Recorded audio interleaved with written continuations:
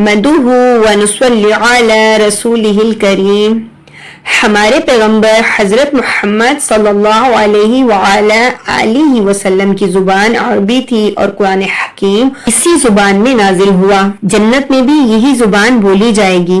ہر حرف کو صحیح آواز سے ادا کرنے کو تجوید کہتے ہیں، اور یہ دراصل حضرت محمد صلی اللہ علیہ وآلہ آلہ وسلم کے لب و لہجہ کو محفوظ کرنے کا نام ہے۔ قرآن کریم کے ایک ایک حرف پر 10 نیکیاں ملتی ہیں۔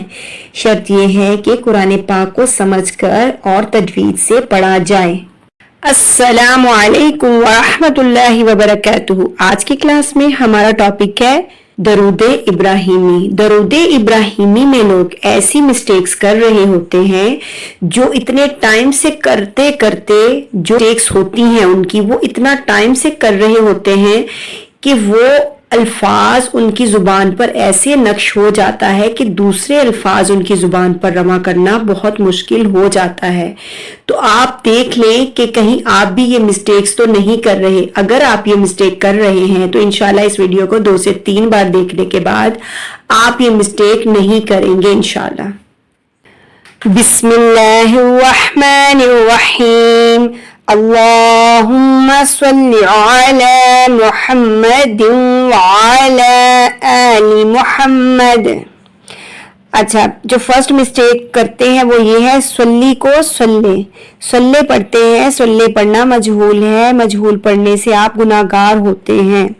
اور سیکنڈ مسٹیک ہے محمدن پڑھنا ہے، محمدن، کیونکہ یہ نون ساکن اور تنوین کے 4 قاعدوں میں سے ایک قاعدہ ہے جو کہ ادغام ود غنہ ہے۔ تو اس کو جیسے ہی نون ساکن و تنوین کے بعد واو نون میم یا آ جائیں تو وہاں ادغام کرنا ہوتا ہے، لیکن یہاں پر یہ اظہار کر رہے ہوتے ہیں۔ تو انشاءاللہ یہ ایک الگ ٹاپک ہے تو اس پہ ہم بعد میں بات کریں گے، لیکن یہاں پر محمدن پڑھنا ہے، محمدن نہیں پڑھنا۔ کما صلیت علی ابراہیم وعلی آل ابراہیم انکا۔ اب انکا پتلا پڑھنا ہے کاف، لیکن قاف پڑھ جاتے ہیں، ٹھیک ہے؟ تو اس سے بھی میننگ فاسد ہو جاتے ہیں۔ پلیز زیر زبر اور مخرج کا خیال کر کے کریں تاکہ آپ کو پڑھنے کا نقصان نہیں، فائدہ ہو۔ حمید مجید۔